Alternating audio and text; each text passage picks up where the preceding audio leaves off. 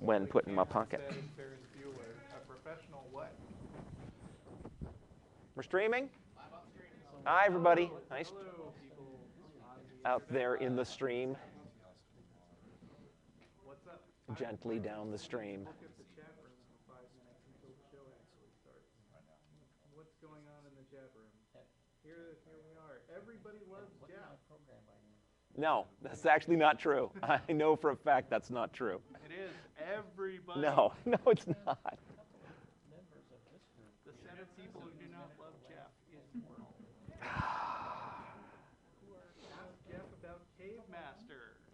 When? Now? Yeah, you can promote shit. We're not on public access right Cave Master. It's a Paleolithic role-playing game, and by that I mean you not only role-play a caveman, you're playing a set of role-playing game rules that cavemen could have played, because it uses handfuls of rocks instead of dice. Does it use like a number system? No, numbers of rocks. Okay. There's more rocks and less rocks. There's that. And there's like, okay, my hand had 2 more rocks than yours, so you have to lose 2 rocks. There's that. There's like comparisons and stuff. What? What's wrong? What's wrong with it? Me. Oh, Russell. It's kind of down here. And now okay. That's just because I'm reading loud, which is How's that this? is my way. Helps to flip the switch. That's Cave Master. Cave Master. Yeah. Hey, I'm thinking of doing an Okay. explicitly atheist fantasy role-playing game. Do I have time to talk about it? You have 3 minutes? Well, 2 minutes, most likely. Here's the idea, right? In Dungeons and Dragons, you go into underground places, and you go deeper and deeper and deeper, and the monsters get more and more and more dangerous, right? Okay. Okay, so we steal the myth of the Tower of Babel, and you are with the people who are building the tower. And every time you build on a new level, the heaven bad guys populate it with defenders to try to keep you from getting there. And then you go clean it out. There wouldn't. It's anti-theistic. Okay. It's anti-theistic. Who would play that? That's what I want to know. I don't know. And don't tell me here, because I can't see the chat room text. Tell me on Facebook or send me an Atheist email or something. RPG. Yes. Awesome idea. The other says idea is I had a Osiris. fantasy role-playing game setting that's like pretty much standard D&D, except the main religion is an atheistic religion in the Buddhism sense. And there's these things that call themselves gods, but the main religion doesn't believe that they are.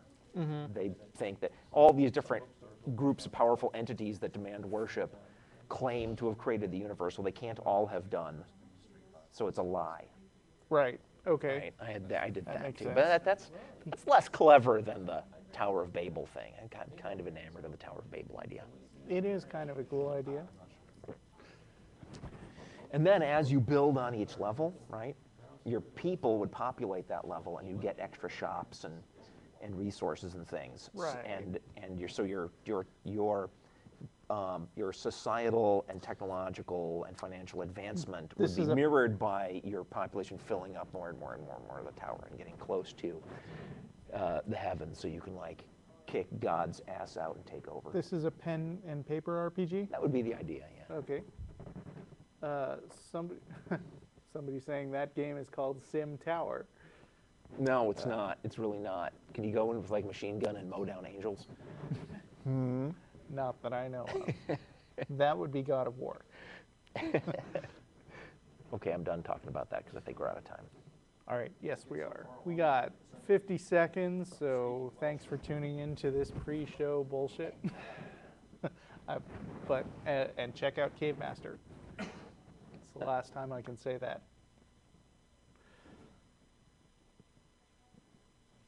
Somebody wants a weeping angel involved.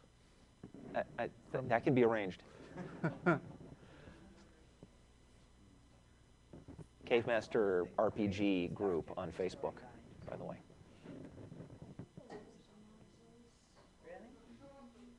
Now they're arguing because some people hate weeping angels. Yes, well, this would be a game about giving them what for. That's how the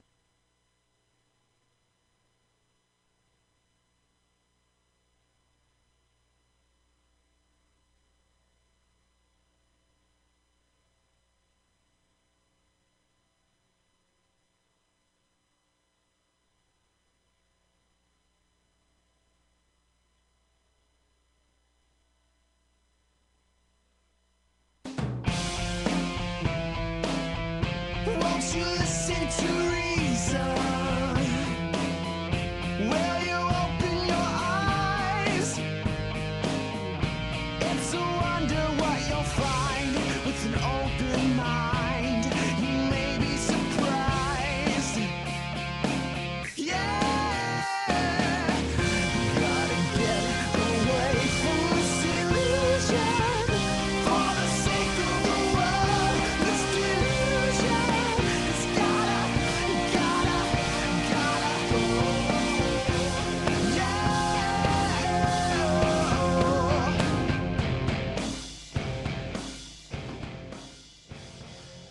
Hello, everyone, and welcome to another episode of the Atheist Experience. I'm your host, Russell Glasser, and with me today is Jeff D.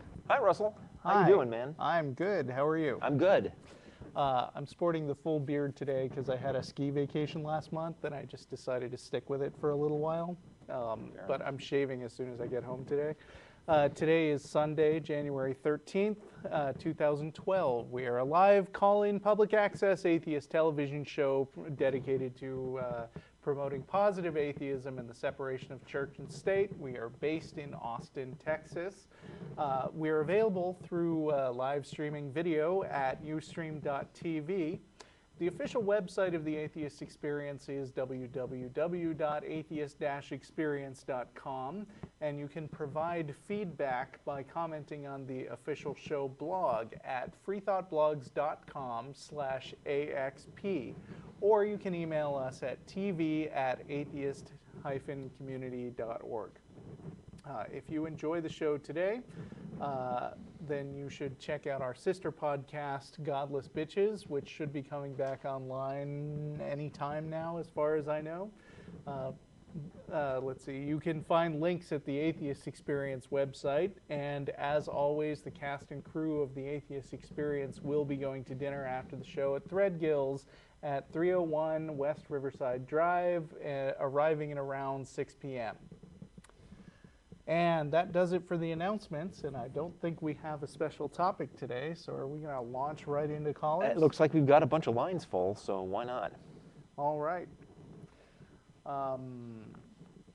Jethro in Houston. Hello? Yes, hi. Hey, how's it going? Fine, thanks. Fine. Yeah, I expected Martin and Russell. Well, I didn't know Jeff was going to be on. Sorry, lucky you get Jeff. Yeah, that's right, dude. I love Jeff. All right. There's one. Anyway, yeah. Everybody loves Jeff. I'll say it right now. No, Raymond. Everybody loves Raymond. I don't like Raymond. Oh, okay. Okay. That Go was on. clever. Anyways, no, I know this topic's been worn out quite a bit on the show, but especially last week. Yeah. But I'm calling did in. you listen to? Were you? I hear you were on hold all of last week. Yeah, I was. Okay. For people who are just tuning in and didn't tune in last week, Matt and Tracy had sort of an epic call with a guy that was about morality and wound up getting featured this week on Huffington Post and rawstory.com and some other places. So that apparently a lot of people like that call. Really? I did not even realize that much. Yeah. Huh. Well, my call hopefully won't make it to the news, but that remains to be seen. yeah, maybe it will. I'm not sure, but I don't have that high hopes. But I'm calling specifically because of morality. I'm not calling as a conservative Christian or arguing for God or anything like that. I used to be an atheist in my teenage years for a couple of years, and I haven't converted per se to a religion. I'm not sure what I would even classify myself as because I'm doing a lot of research to just sort of find out the truth. But while I was an atheist, I really took it seriously, and I'm very interested in philosophy. I majored in that in college, and I am also obsessive compulsive to where I have a certain kind to where I have to analyze actions a lot deeper than most other people have to. Right. So I assume in college you must have read a lot of the social philosophers like John Locke, Jeremy Bentham, that sort of thing. Well, actually, I ended up switching my major because it had such a impact on how I functioned, because I got too lost in it that I wasn't able to actually function as well as I should have, and so I ended up switching to English. But what I'm saying is that for those period of time, I would analyze over and over again what kind of action should I take in these moral dilemmas throughout the day, and I genuinely couldn't find an answer as an atheist because I had no sense of objective morality. And I'm not saying that to bash atheism, all of a sudden y'all are immoral or anything, but there is, I don't know, the way y'all talk on the show and the way I hear a lot of atheists talk, they're very sure of themselves when they say that thing is immoral. The Bible, the Old Testament, that is immoral. Well, can I ask you, what answers have you found to that question as a theist? I'm actually not necessarily a theist. I would call myself an agnostic. Okay, so you still think there's no answer? Yes, but I'm searching. I believe there might be a God. I just don't know it yet, or maybe I will never know. But I mean, you don't really think there's an answer to the moral question, as far as you're aware. I don't think there's an answer to the moral question from an atheistic point of view. That much I've established. Yeah, maybe but I could be wrong. Do you think there's an answer from another point of view? I think it's possible, yes. It's possible, but do you know what it is? Well, if I did, then I would surely present that world to you. I would say that, if you want to take the most popular religion in the States, Christianity, well, then there is some sort of moral answer there, even if you want to say as an atheist what they preach is immoral. If Christianity is in fact true, then I don't, if God actually exists and he came down to me and said, murder your neighbor, then you could say, hey, that's immoral. Well, the only reason you're saying that is because you wouldn't be obeying God, and you'd actually be immoral in of itself. And that sounds irrational, but if God is, in fact, a supremely moral being, then no matter what actions he takes, they are moral, whether I like it or not. May I? Take it away. Are you familiar with the Euthyphro dilemma? I remember reading about that in my freshman philosophy class. Okay, it's really important on that side of the question, on the question of whether you can get objective morality out of Christian divine command theory. Mm-hmm. And the answer is, well, you can't, not in any way that Christians themselves are going to be comfortable with. Because either the God, when he makes moral pronouncements, is just making it up, in which case that's not real morality, right? That's made up. It's arbitrary. You can say, well, you got to do it because he's so powerful, but that's just might makes right.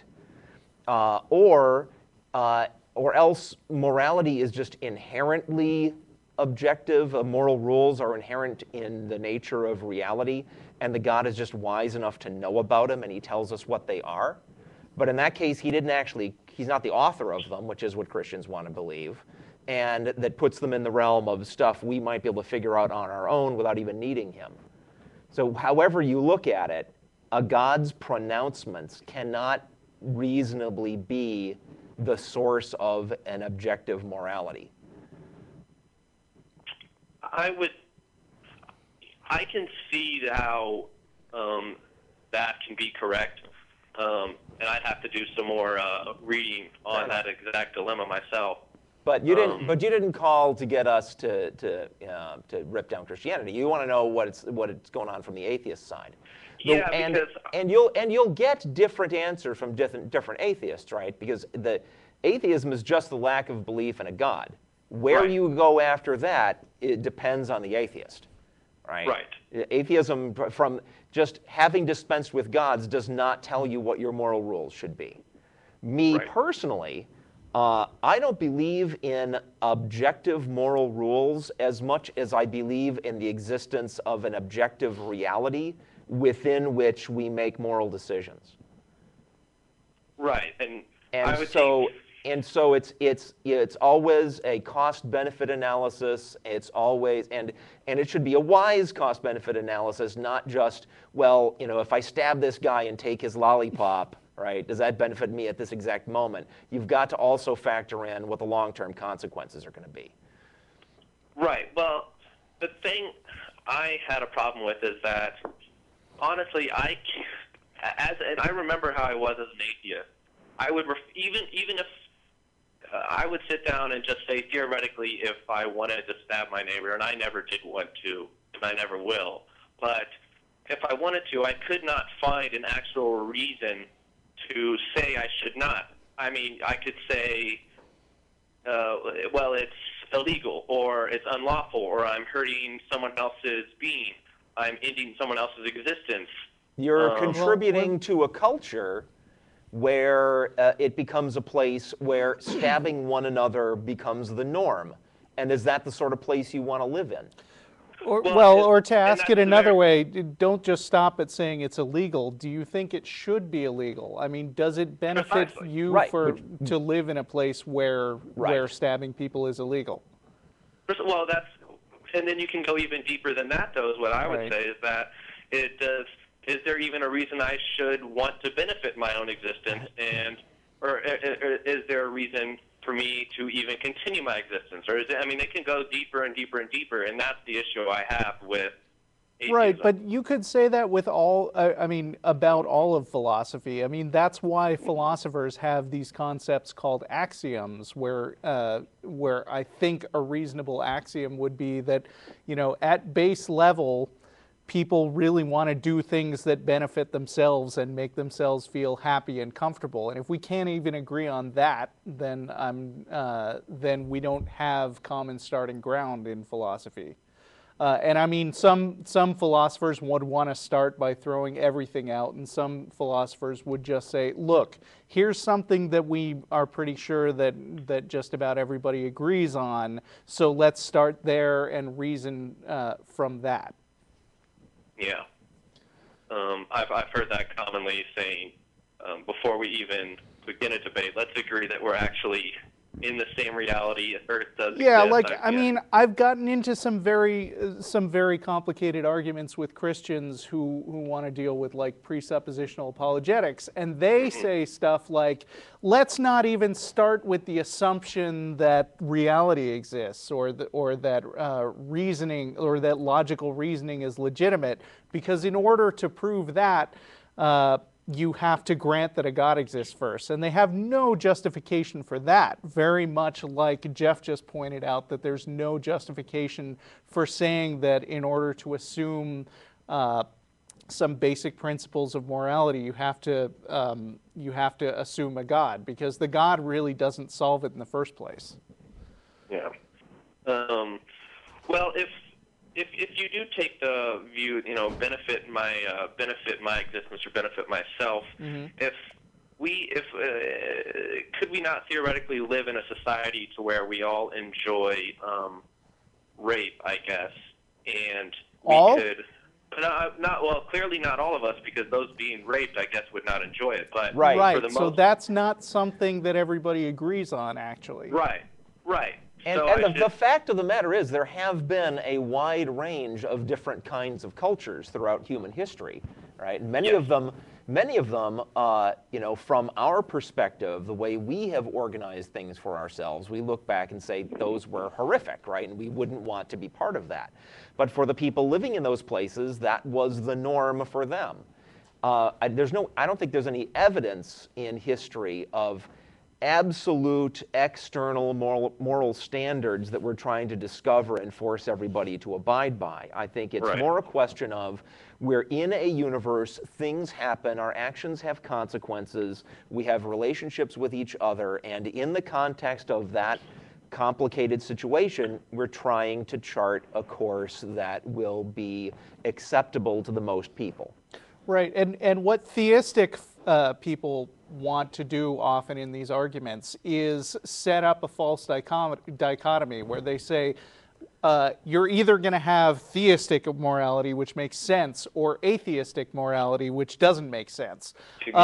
And as somebody who's studied philosophy, I'm sure you of all people appreciate that, you know, how should we behave is an incredibly complicated moral question. And theism is just one out of many proposed solutions that people have come up with, and it's not even a particularly good one as far as we can tell from the practical results. Primarily, so what it's got, yeah. primarily what it's got going for it is the easy answer, right? You invoke the divine command theory. You said the God said A, B, and C are good, and D, E, and F are bad, and bam, you have to obey that now. And as long as you don't look too deeply, as long as you don't like apply the Euthyphro dilemma and see that the whole thing is kind of a house of cards, you can have a society where those are the rules and that's the way everybody will behave and it doesn't get questioned, right? You've got an easy answer to morality, but is it really the best for everyone? I mean, that is not how you construct a society that is the best for everyone. Yeah, and for every argument that you could make, like calling into question the basis for so-called atheist morality, like what if you had a culture where everybody said rape was a good thing, except the victims? That you could also say the same thing about theism and say, what, you know, like you were saying earlier, what if you had a God that says that rape is always a good thing? Except when the question is did a God say it, somehow it suddenly becomes, the answer is, well, the God said it, so there you go. Right. And so that's why we say that's not an answer. Oh, no, I understand exactly what you're all saying. I would have finished the little rape example, but that's irrelevant now. But I would think that if there is a God, and I understand the divine command theory, but if there is an original cause of the universe, and I won't get into any of those sort of arguments, but if there is an original cause of the universe and this cause, and for some reason we are led to the knowledge that he is all-powerful and omniscient, omnipotent. I'm not saying I'm not sure how we led to that knowledge. I'm not saying we can actually discern those things. I'm just saying theoretically. Okay, go on. If we could decide those things, then I would have more of an inclination to believe that that being, as in starting my very existence and the very existence of the universe I live in, has more of a ground for morality than I do. Why? No, why? There's, you know, might does not make right. That it doesn't matter how powerful or privileged the tyrant is. The fact of power and privilege does not confer authority automatically. Well, I agree. But so if it doesn't matter. is, It doesn't matter how powerful the God is, even if we take as a premise that there is one, right? It doesn't matter how powerful or all-knowing he is. That does not automatically give him the authority to tell everybody else how to behave. Well, right, I mean, the God might not even have our best interests at heart. He might be saying, you know, rape is the highest good because, from my perspective, it's funny. right. You know, that doesn't take into account the feelings of the rape victim in any way, and that's part. And you know, the fact that all these other people are independent agents, regardless of the power of that God, is something that you kind of have to take into consideration, no matter what your moral system is. Well, then I would be curious as to what y'all would say if there is no universe in the proposition that I just gave previously. If there is no universe at all, and we know nothing of God, and does some sort of morality exist without us? If there's no universe, I'm not sure what you mean by and that. there's no people, and there's no people behaving certain ways If, towards each if, other. if I'll give you a simpler and easier to imagine example. If you're by yourself on a desert island and there's nobody else to interact with, there's no morality. You will do what you feel like doing, and there may be consequences, but in the sense of having an impact on others and having to work with others to come up with a moral framework that everybody can live with, it doesn't exist. You're by yourself. Now, I feel bound to bring up an objection Okay. that Linnea brought Okay. up to that scenario, which was if there's initially no people on an island, no, if there's initially a bunch of people on the island, and you reason to yourself, well, if I killed everybody, I'd be the only person on the island, and there would be no more morality. So I could then say, yeah, it was a good thing that I killed all those people. Yeah, I think I'm afraid you kind of can, but it's all that time when you were actually plotting their deaths and actually killing them off. You would be way, way, way out of line, at least as far as all of them were concerned, which is where morality comes from. Yeah, but I'm not sure the status of that changes the instant you kill the last guy. Who is going to decide that it has not changed? I mean, where is that coming from then? That's saying that there was some objective moral standard all the time that existed regardless of what anybody thought about it, and I don't think that that's defensible. Well, I don't know. I mean, also, is torturing animals a moral question? I think everything that your people in your society care about are moral questions. If they want to raise those things as moral questions, they're moral questions. That's how they come up. Things that nobody cares about are not moral issues. Right. I don't think it's moral from the perspective of the animals, because I don't think they're involved Well, in the anyway, conversation. we're getting Yeah, we're getting on a sidetracked. sidetrack now, having our own thing about I mean, morality. which just goes to demonstrate that there are these complicated philosophical questions that you can bring up, whether you're dealing with theistic or atheistic morality. It's just that theistic morality claims to bypass this stuff by just saying, yep, that's the right answer, and I'm not brooking any argument anymore. Right. Right, because the big powerful man in the sky said so, and that just doesn't work.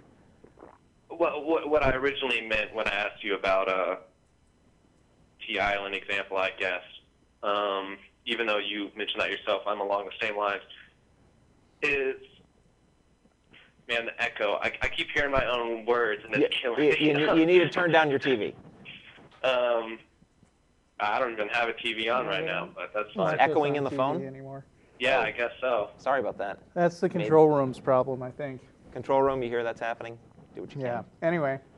Anyways, but what I meant by that example is I'm curious as to whether, do y'all believe morality, if there are no people, if there is no universe, would morality exist in the same sense that a lot of mathematicians would argue that math and logical reasoning exists external of our actual existence?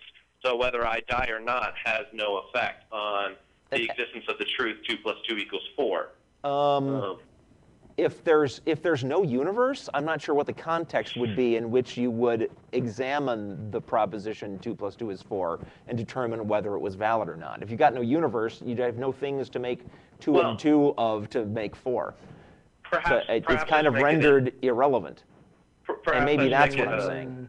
I should make it a little simpler than to not say universe. Let's just say humanity does not exist anymore. There are no more humans. The truth that 2 + 2 = Actors besides humans? Say again? Are there actors besides humans? People who, I mean, are there other creatures that have a will and desires of some sort? No, we can. No consciousness left. I would say in a universe with no conscious entities, but one that we're talking about, yeah, as long as it's got natural laws, we will then be able to talk about it, and we can say 2 and 2 = 4 in that universe because we're talking about it, and we have an understanding of what that means. There's not going to be anybody there saying that because, duh. So you do think it takes some sort of existence to actually acknowledge 2 + 2 = 4. It doesn't. It's not To a acknowledge it, necessary yeah. trait. Acknowledging is a thing that conscious entities do. No, I agree. I understand what you're saying. I was just curious what your answer would be. Okay. Well, I won't take up any more time of your show. Okay. It was a very interesting call. Yes. Thanks for All calling. right, I'll talk to y'all later. Have a And good one. Feel free to call back. Stotch in Pennsylvania. Oh, hey guys. Hey Russell. Hi. I don't know if you remember me. I called in a while ago, and I talked with you and a lady about supernatural stuff. Did I wind up irritated on that call? No, I don't Okay. think so. Good. Because if you did, it's probably going to happen again. Yeah, those patterns tend to repeat themselves.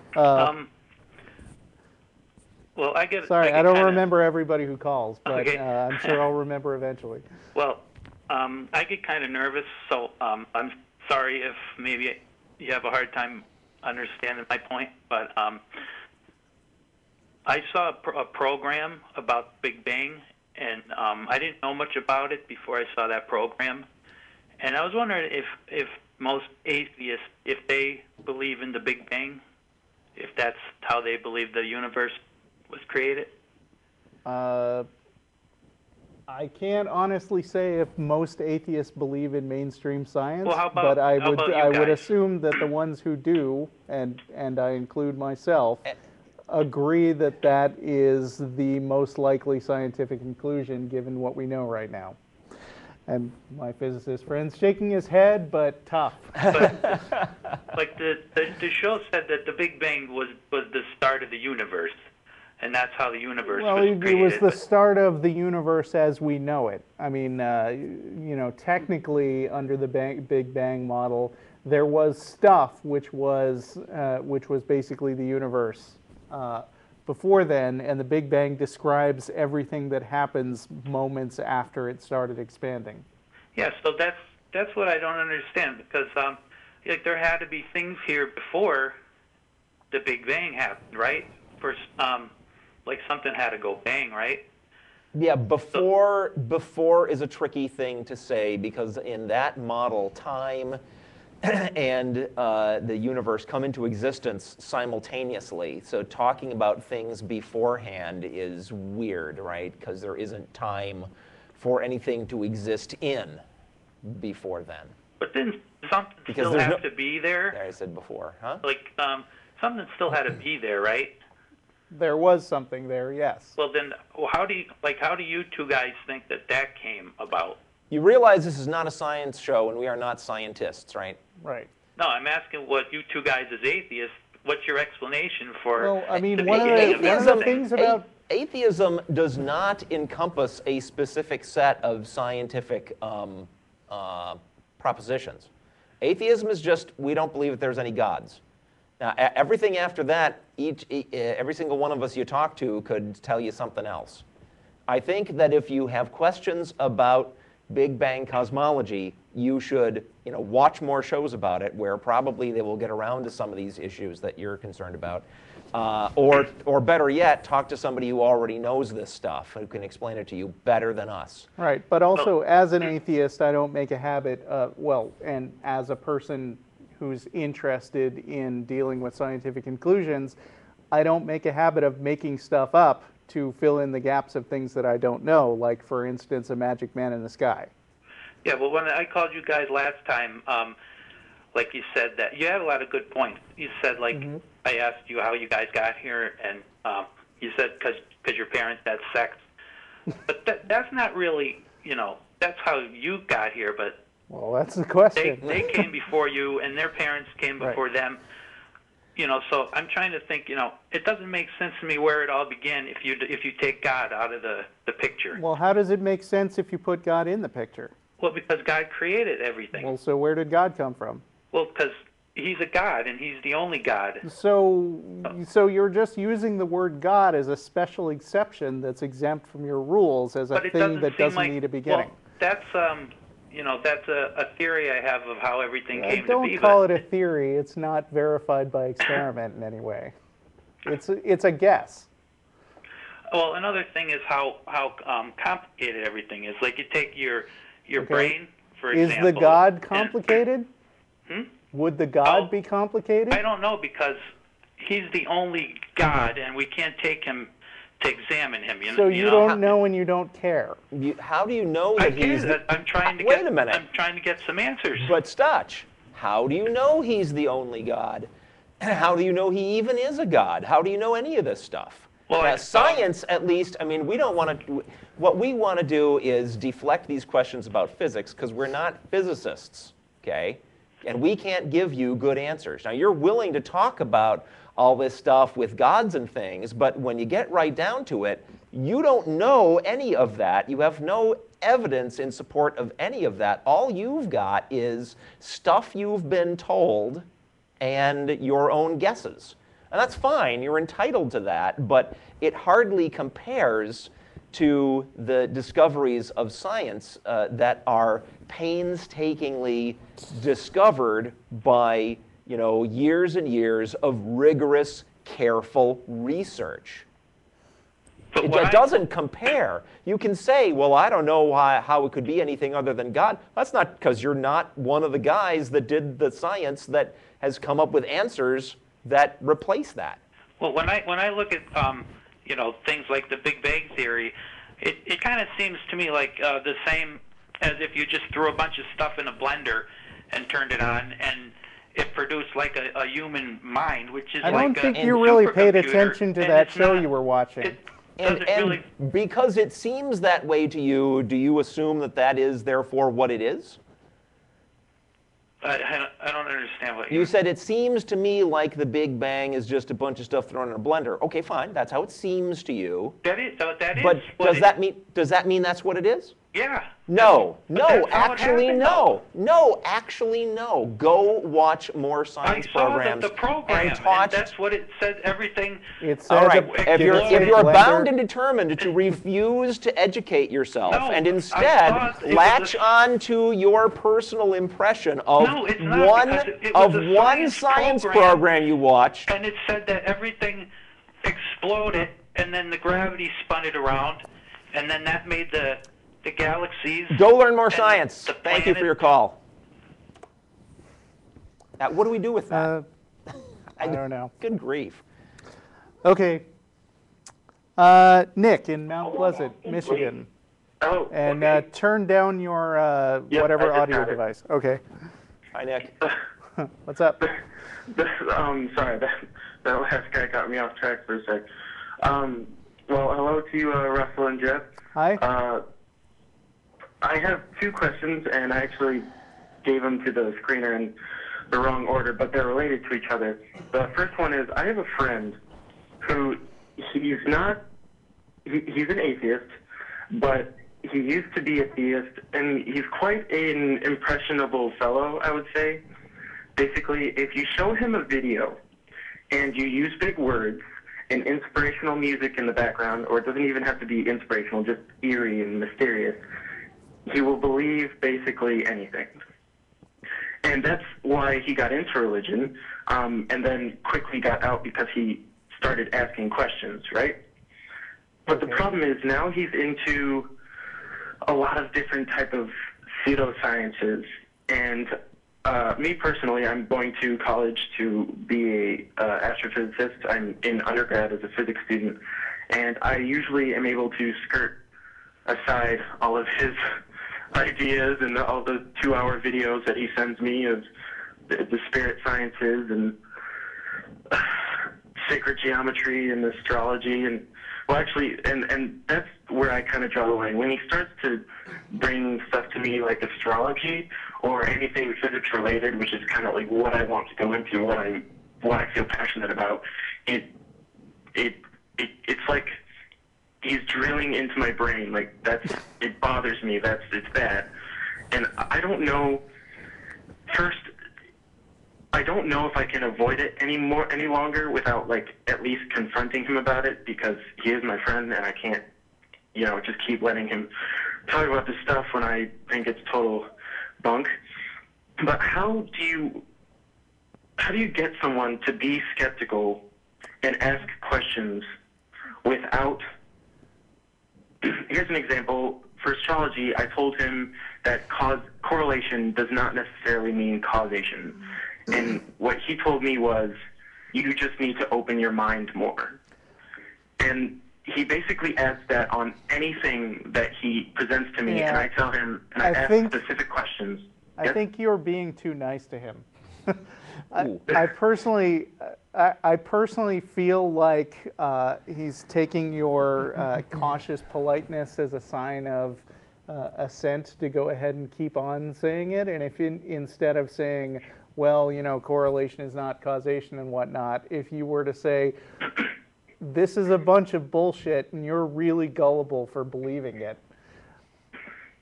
First of all, you might be surprised to find that if you're good enough friends, it wouldn't totally ruin the friendship. It would just cast the discussions in a somewhat different light. But, I mean, I don't know how good friends you are. You might want to ask yourself, what am I getting out of this friendship? Second of all, if you call him on something that is clearly bullshit, then you know, and you're able to back yourself up, because I feel like you probably got a bunch of things to say that you're holding back from saying to be mindful of his feelings.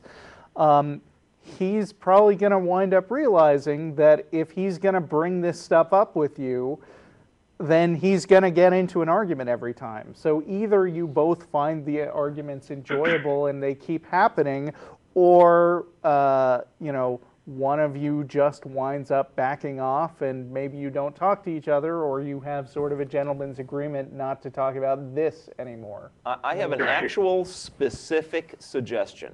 Okay. Okay. Keeping in mind, of course, that you can't force a person to think rationally. No way. They're just bound to determine not to, okay? This is just a specific suggestion. You said he became Christian for a while, and then he quickly left that because he was asking questions? Okay. Next time he brings one of these things up, ask him questions until he tells you, well, you just have to open your mind. And then you turn around and ask him, why didn't you do that for Christianity? Oh, nice. Oh, snap. Okay, yeah, that's... Somewhere in his makeup, there is some glimmer of an ability to recognize bullshit, or at the very least, to recognize the importance of caring whether something is bullshit or not, right? Okay. And that's all you're doing. And that's what he did when he asked questions in religion. Okay. Because, I mean, it happened just earlier today where he posted an article on Facebook that said, physicists find evidence that the universe is part of a giant brain. And this is where it's like, okay, I'm into calling physics. Us. Yeah, Anyway. I'm into physics, so I'm gonna open this article and I'm gonna read it, and I'm gonna see like if I can just catch it, just open it.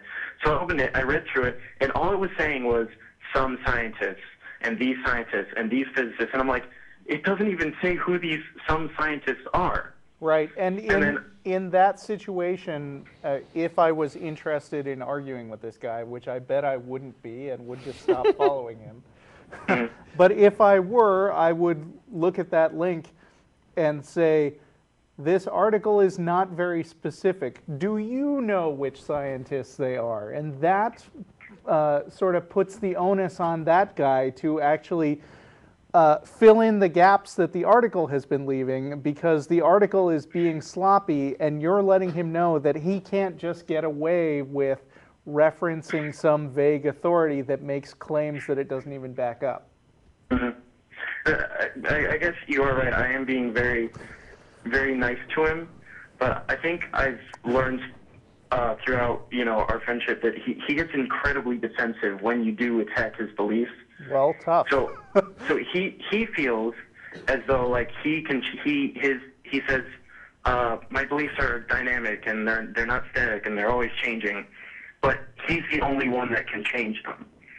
And so he'll go online and search through all this natural science and spirit science stuff, and he'll believe any article that's online. But like if I said it, it's just me being a jerk.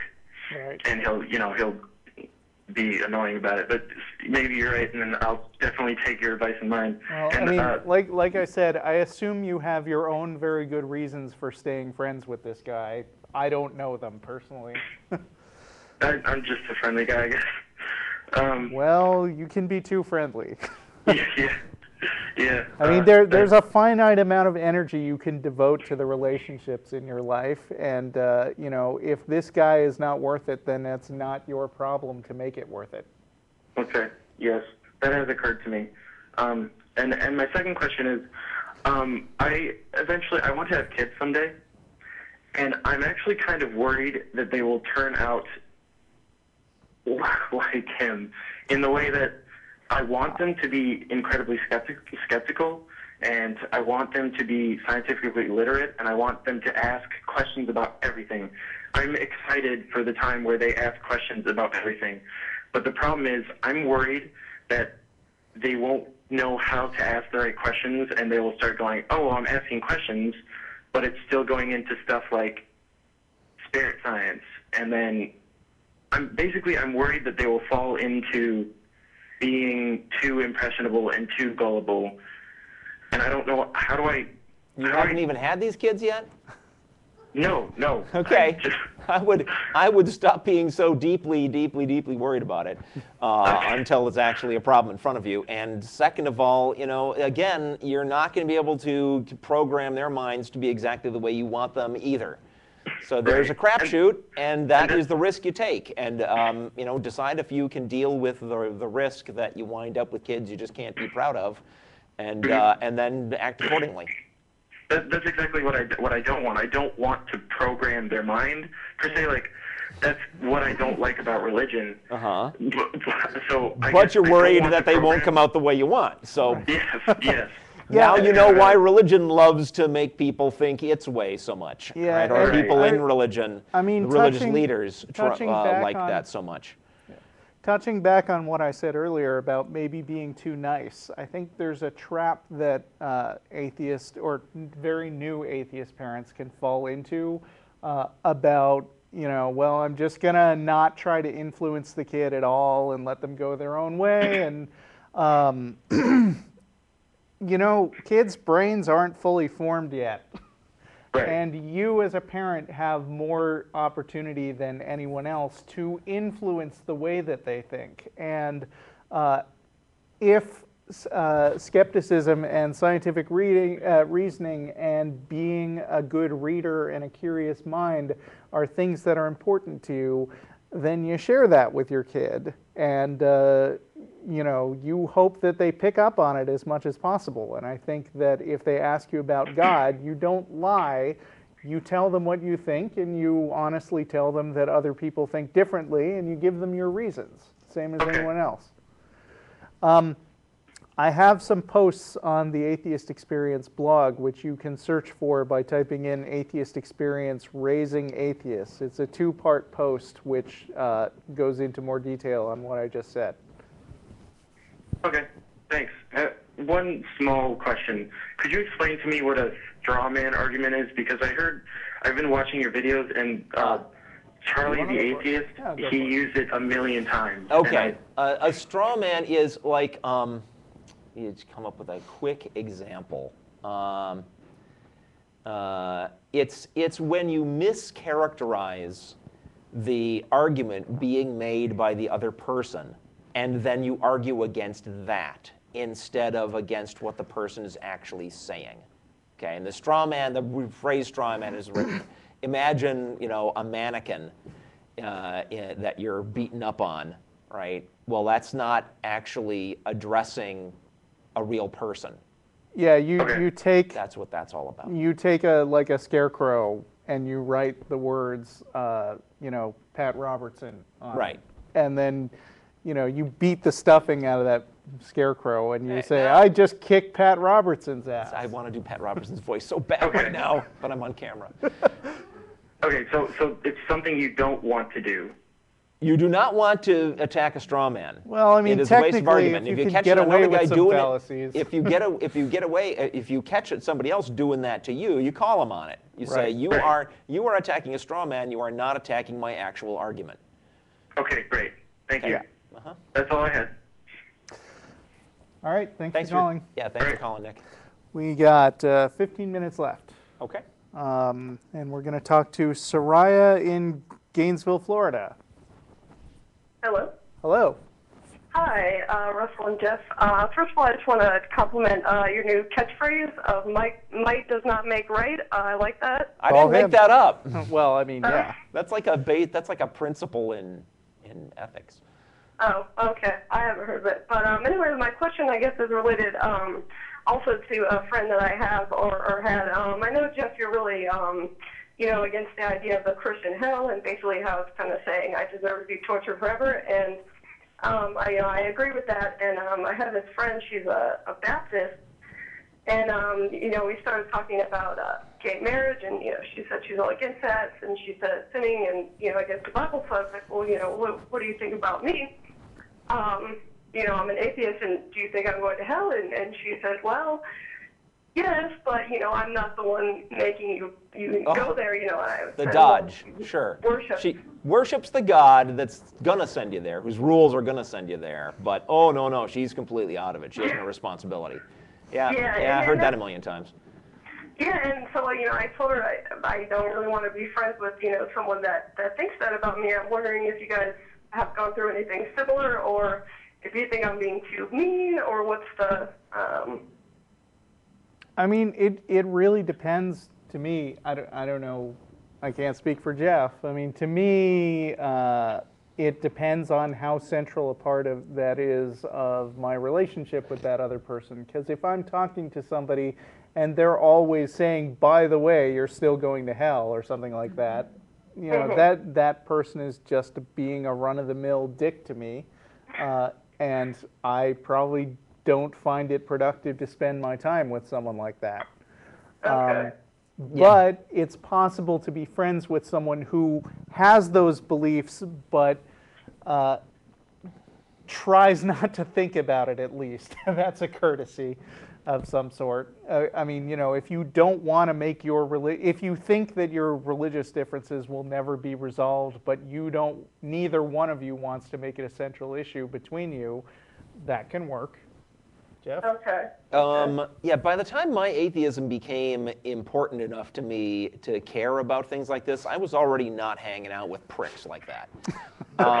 So I haven't actually been tested. I haven't had a friend who believed I was going to hell for me to find out. But my impulse is that I don't care whether they talk about it. If it ever comes up once that they're worshiping an invisible friend who they think is going to send me to hell and that I will therefore deserve it and get what I've got coming to me, that is not my friend. I can't imagine, even if they never ever say it again, that's not a friend by my standards. Okay, I would tend to agree. All right, well, thank you guys very much. Okay, thanks. All right. Thanks. Of course, if I was that horrible a person that I did deserve it, I can imagine having a friend who merely recognizes that I actually am completely irredeemable and deserving of eternal torment if I really was. I suppose I could imagine that. I suppose even right? if you had a friend that who person was might want to, mop my forehead or something and be kind to me, even though I'm getting my just desserts. But since I'm not so evil that I deserve eternal punishment, there's no way that a friend can think that I am. What if you were like a mass murderer and you had a friend who was always like, you really deserve to go to jail for the stuff you did? Yeah, I can imagine in situations like that, but right. That's not where we're at. Right. Artie in North Carolina. Hello there. It's great to be on your show. Thank you. Anyway, I'm going to make this quick because I am an unbeliever myself, and I don't want to take up too much time. But a lot of the arguments for the existence of God are not that convincing to me. But some of my experiences in life cause me to sometimes wonder about maybe God intervening every now and then. I'll just tell you why I think that. My grandmother died about 15 years ago, and I was on tour with a musical group at the time, and we just happened to be on tour in Rhode Island where the funeral was on the day that the funeral happened. So I was able to, take the day off and go to the funeral, and there were a lot of other really weird things that happened that just seemed a little too perfect. Uh-huh. And a lot of people who I might ask would go, oh, well, that's God, I wish I'd printed out and brought in this thing I was looking at today. There's an actual mathematical proposition which says, and it's got a name, and I can't remember the name, so I don't know how you're going to look it up. I'll try to remember to bring it in the next time I'm on the show. But if you go with the definition of a miracle, that it's a thing that happens, it's like 1 in a million chance of that thing happening. And then if you go with the standard that like a thing happens to you every second, then on average you're going to have something that seems miraculous happen to you once every 35 days. So that's the way to look at it. The universe is this incredibly complex place that you're in, and stuff is going on all the time, constantly. And it's really no surprise if every once in a while something that seems really significant or unlikely actually happens. If it happened all the time, that would be wrong, right? But then I think if it happened all the time, that would just set a new standard of what's normal. and then it would have to be incredibly unlikely for it to seem miraculous. You know what I'm saying? Yeah, I could see that. That's probably the last bastion of believing in God in my world are those experiences I've had. And I mean, and I know they're coincidences, but there's also that side of me that sometimes questions that, Yeah. Yeah, well, I mean, it's normal because you're human, and one of the things that humans are really good at is seeing patterns. Yes, and yes. they're so good at seeing remembering patterns. the hits and forgetting the misses. Here's the thing that annoys the crap out of me that happens all the time. At some point, must have been like 15 years ago, I happened to look at a clock and it was 3:16, right? And then the Bible, 3:16 is this important chapter. I don't even know what it's from anymore. But so now, every once in a while, I'll look at a clock and it'll be 3:16. And of course, my brain is remembering that because that one time it lodged itself in my memory. And so a little alarm goes off. Oh, it's that 3:16 thing again. Shut up! It's 3:16 twice a day. Twice a day. The fact that my eyes happen to glance at a clock at those moments every once in a while is completely not significant. But my brain right now is noticing that. It's annoying. Yeah, my number was 34 for years and years. Every time I looked at the clock, it was 34 after. So I don't know what that means. I mean, it means our brains are pattern recognition machines that are going to go ahead and do it even when we don't want them to. When I was bored in school, I used to stare at my watch when a time was coming up that was cool, like 1, 2, 3, 4, 5. And especially if there was a date, and then this year was 2012, which means something, let's see, there was if you go by the European standard of labeling dates, then there was a 12, 3, 4, or something like that. I don't know. But it's something that will never happen again. And there's something that will never happen again happening constantly. Yep. Right. All right, well, thanks, guys. I just wanted to run that by you and see what you thought. I appreciate it. Okay. Have a good one. Thanks. What do we got? We got nobody. Okay. What's going on, call screeners? We got lines. We have someone on the line who's probably Matt from Oslo, so we're not going to take him. I don't know that example you brought up of actually consciously looking for those moments. No, that wasn't a good example. But it illustrates that those kinds of apparently coincidental situations do in fact occur. Right. And there are some kinds of things where there's a schedule and you can actually wait for those moments. Yeah. And that's one of them. Okay. And that's one of them. Yeah. And that's one of them. But imagine if, 3 times in your life you had accidentally glanced at some calendar or something and noticed it. Sure, Then that it would be like, pretty oh, and totally not justified. Well, we got like 3 minutes left on the show, There's so somebody. we could.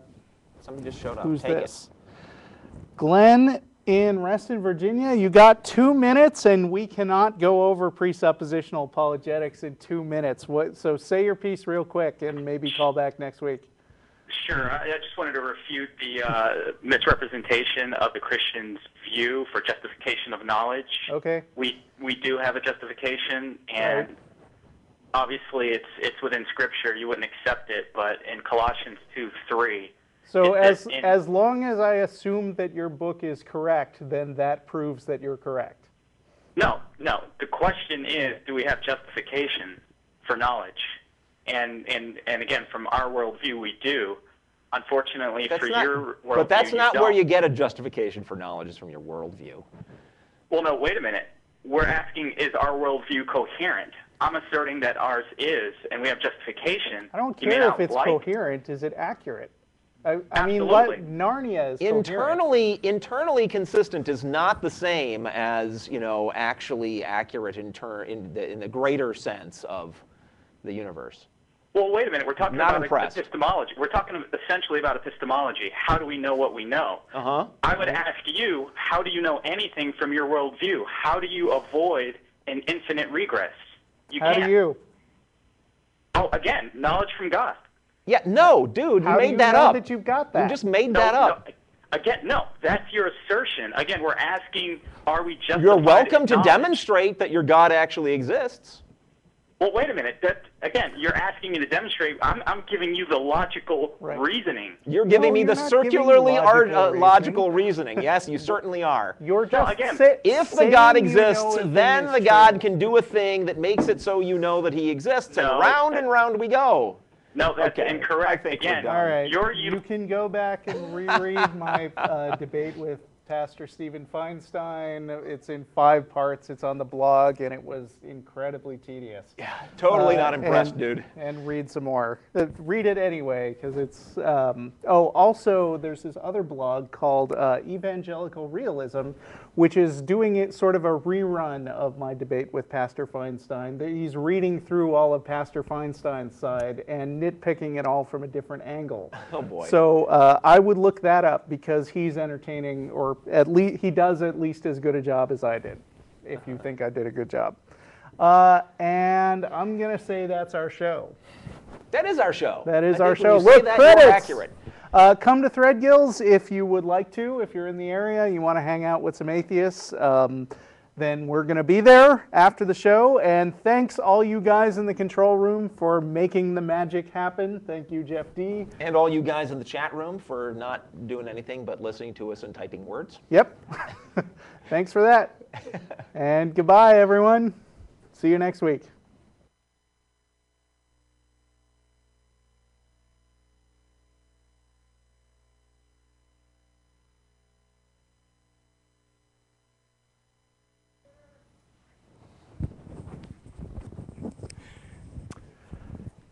Okay, we're still on the internet, right? Are we? Do you have any calls? All right, this is the guy who's probably Matt from Oslo. Is it? Yeah, hello. This Hello. is Matt from Oslo. Wait, Okay. Russell, What's up? why don't you reply on Facebook to me? I don't remember ever getting anything from you on Facebook. Yes, you do. No, I don't. No, he's telling you what he remembers, dude. Anyway, Russell, could you tell Matt Dillante something from me? No. Wow. He's our favorite punching bag now. Oh, boy. Vincent in Amsterdam?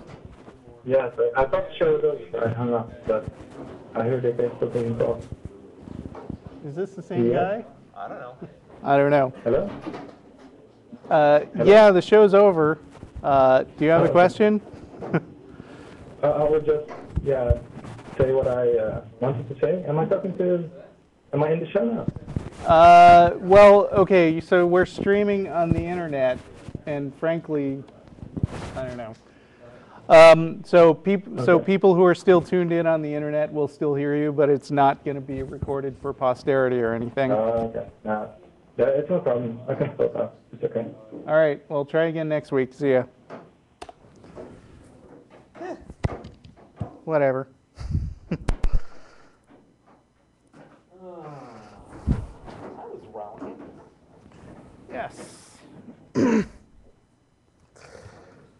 Those were good calls. Yeah.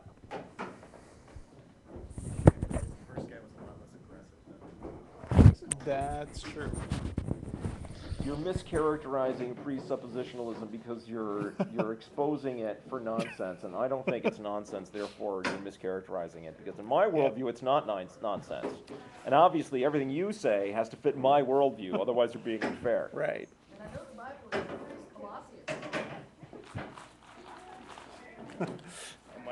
Colossians says so. Yeah. Wow. And we know Colossians wouldn't lie because it is the divine, inspired Word of God, after all. Oh, yeah, of course. Huh? Oh, yeah. It's not like role-playing thing. It's more like a role-playing game. Oh, okay.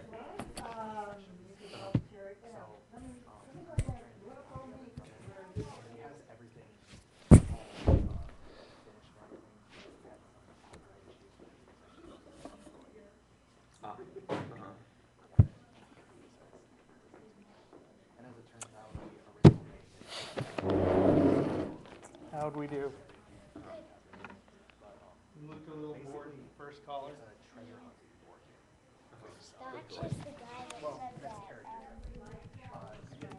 Was he really? I thought. Yeah. See, I thought he he met trolls.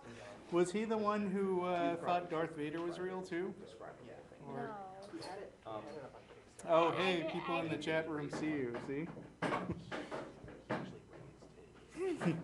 What is that little person?